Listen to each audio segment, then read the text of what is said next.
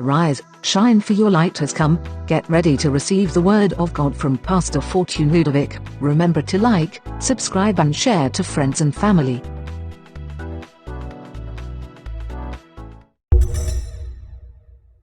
Bonsoir, bonjour. Amen. Mes frères, mes sœurs, nous sommes encore aujourd'hui dimanche et c'est le moment pour nous d'adorer ce Dieu-là. Et aujourd'hui, nous allons continuer dans ce que nous avions commencé depuis le début de l'année pratiquement. Vous savez que le Seigneur nous avait recommandé depuis le début de l'année de pouvoir prier. Il nous a dit, vous devez prier. Amen. Alors, en ce moment que nous devons prier, nous voulons, Seigneur, que toi seul, tu puisses encore agir dans nos vies. Que toi seul, Père, tu puisses encore te glorifier dans nos vies. Alléluia. Parce que tu es un Dieu bon. Amen. Tu es un Dieu miséricordieux. Amen.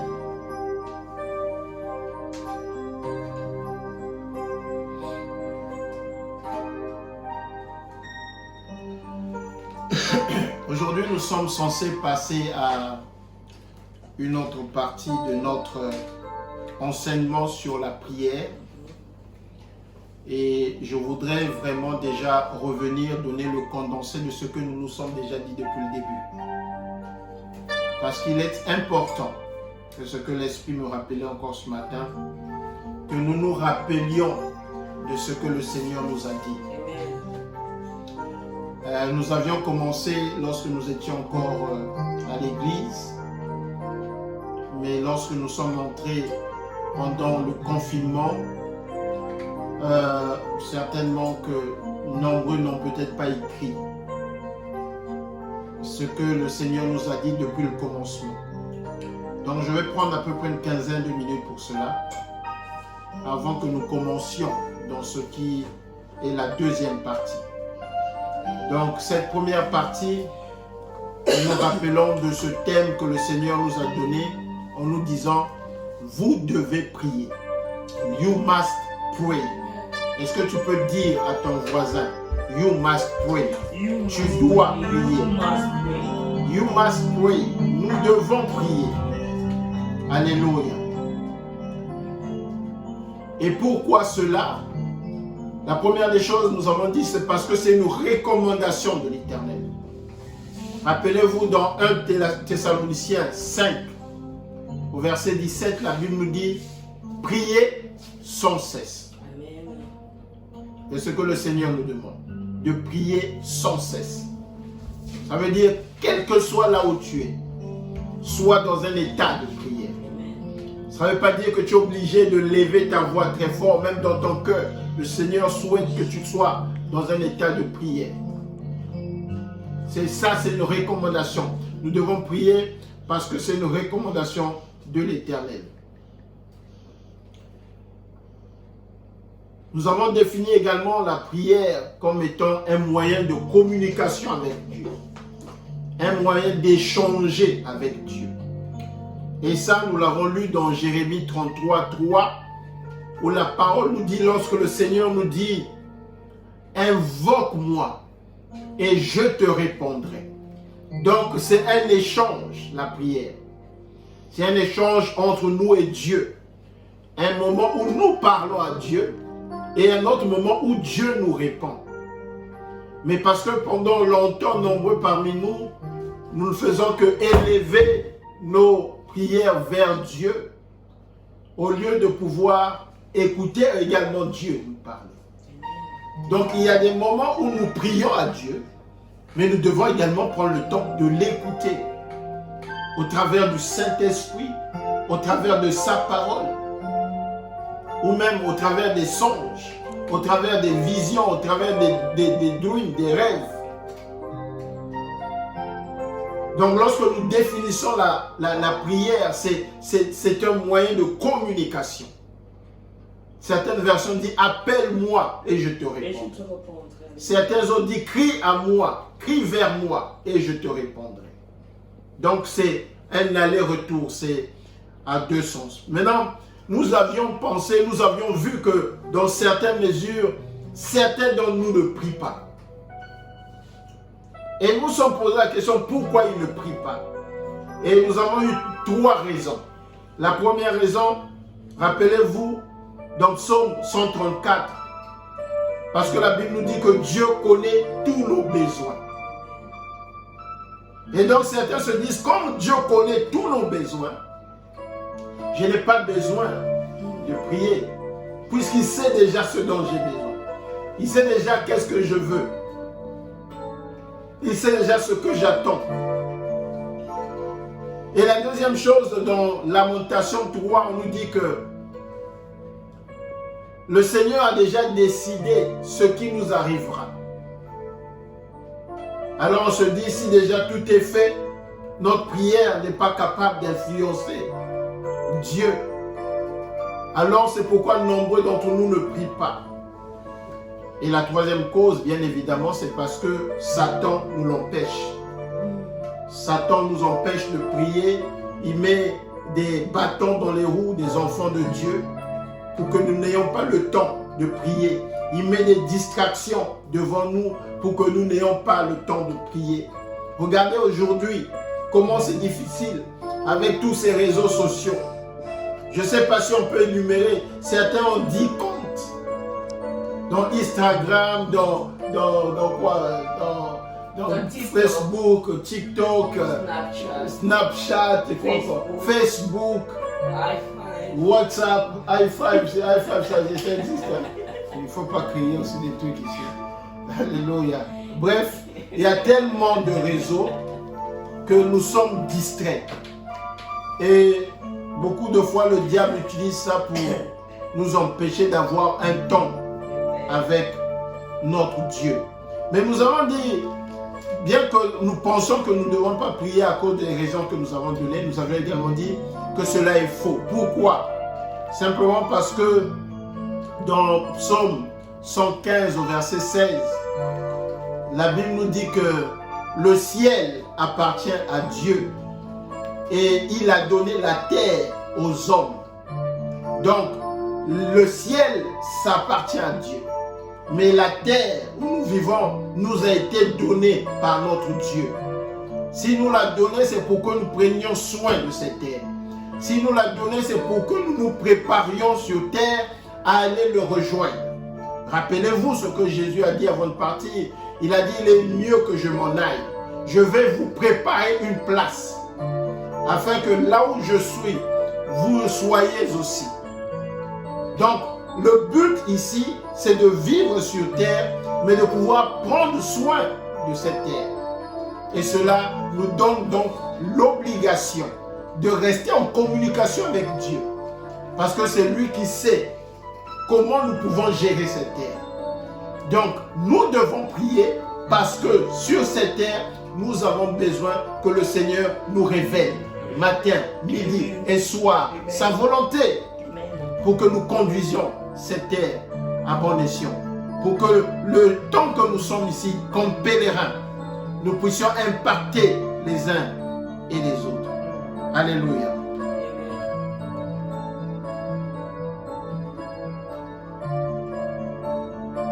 Ensuite, nous avons dit pourquoi nous devons prier et quels sont les bénéfices de la prière.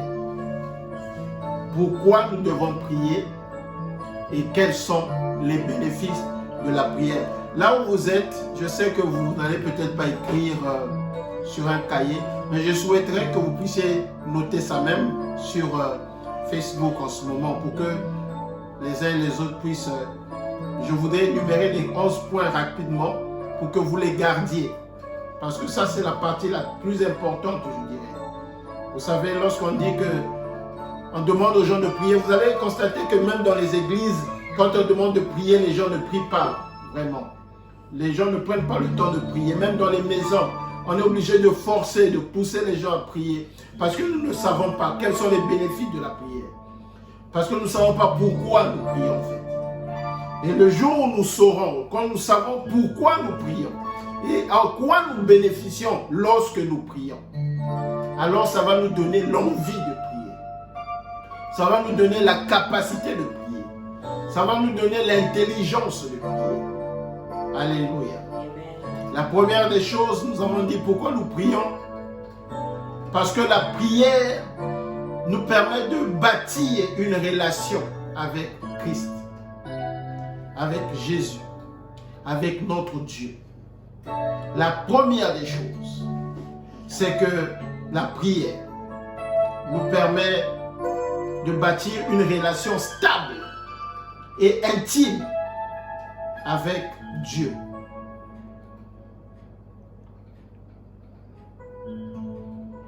Je veux que vous puissiez noter. Une relation stable et intime avec Dieu. Parce que lorsque vous êtes intime avec quelqu'un, vous recevez ses secrets. Et vous également, vous pouvez vous déverser sur lui par rapport à vos secrets. Vous ne pouvez pas aller vous confier à quelqu'un que vous ne connaissez pas, à quelqu'un qui n'est pas votre intime.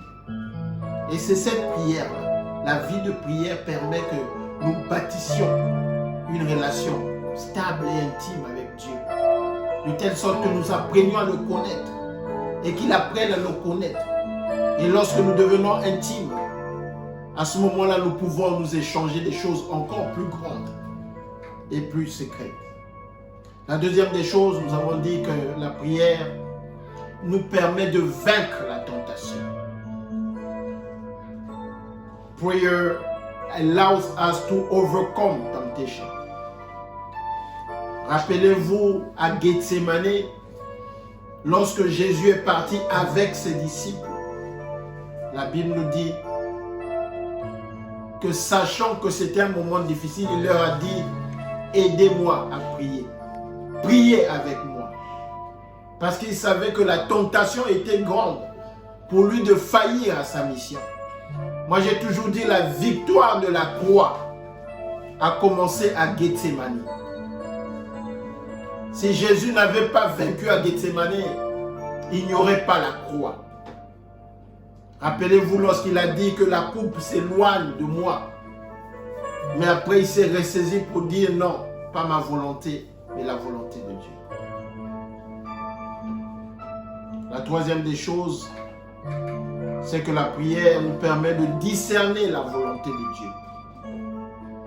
Discerner la volonté de Dieu.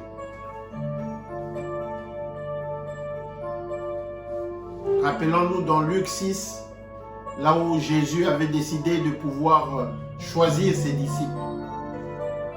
Mais avant de les choisir, il s'est retiré en prière pour demander au Père la sagesse nécessaire de savoir qui choisir. Et c'est lorsqu'il est descendu de la montagne qu'il a fait le choix de ses disciples. Rappelez-vous que même lorsque Judas était mort, pour le remplacer, les disciples également ont prié avant de tirer au sort qui serait le remplaçant de Judas. Donc le Seigneur voudrait que par la prière, nous puissions avoir discerné quelle est la volonté de Dieu. Est-ce que le Seigneur voudrait, quel est le choix que je dois faire? Quelle est la décision que je dois prendre? C'est la prière qui permet que le Seigneur te révèle cela. Alléluia. Le quatrième point, la prière nous permet, la prière est l'arme principale dans le combat spirituel.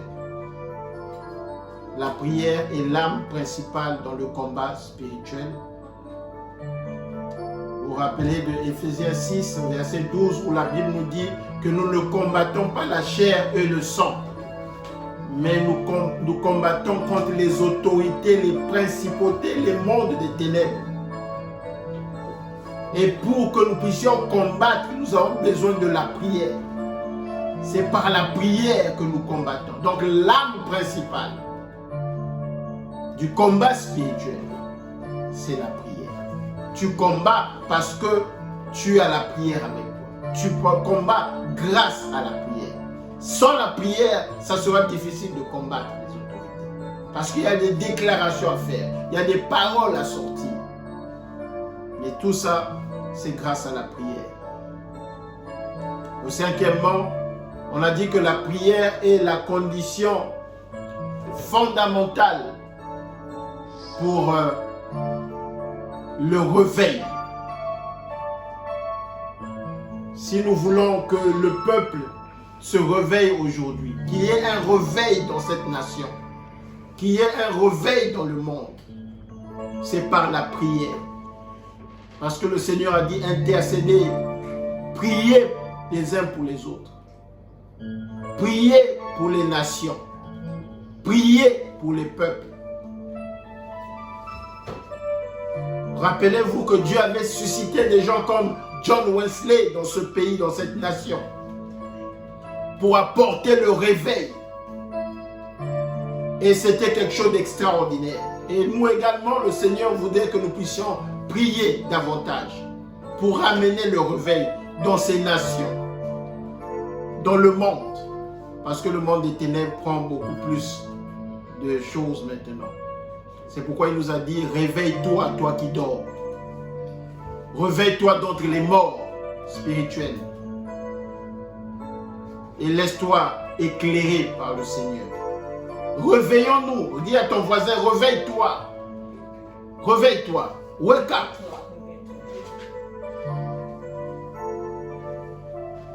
La sixième des choses, nous avons dit que la prière nous permet de présenter nos besoins à Dieu afin qu'il puisse apporter des solutions. Donc, la prière nous permet de présenter nos prières, nos besoins à Dieu. Dans Ephésiens 4, verset 6, la Bible nous dit « Ne vous inquiétez de rien, mais faites connaître tous vos besoins par la prière. » Donc c'est par la prière que Dieu saura de quoi tu as besoin. Comme nous avons dit au départ, ne te dis pas il sait tout. Non, il a besoin que tu lui parles. Même s'il est Dieu, même s'il est omniscient, omnipotent. Mais il veut que toi tu pries. Donc le sixième point, pourquoi nous prions, quel est le bénéfice? C'est que la prière permet que nous présentons nos besoins à Dieu afin qu'il réponde. Septième point, la prière permet à la gloire de Dieu de descendre. Nous avons pris l'exemple de Actes au chapitre 2, là où les disciples étaient réunis en prière dans la chambre haute. Et la Bible nous dit que parce qu'ils étaient en train de prier ensemble, ce qui s'est passé, c'est que le Saint-Esprit est descendu. La gloire de Dieu, le kabod de Dieu est descendu. Le Shekinah de Dieu est descendu. Parce qu'ils étaient en train de prier. Ils ne dormaient pas, ils priaient. Jésus, avant de partir, leur a dit, restez là, attendez jusqu'à ce que je vous envoie le Saint-Esprit. Donc lorsque nous sommes en prière, c'est à ce moment que la gloire de Dieu descend. Rappelez-vous de Paul et Silas, en prison, attachés. La Bible nous dit qu'ils ont adoré, ils ont prié, et la gloire de Dieu est descendue. La Bible nous dit que les fondations de la prison ont été ébranlées. Et nous avons dit que les fondations des prisons de nos familles ne peuvent être ébranlées qu'au travers de la prière.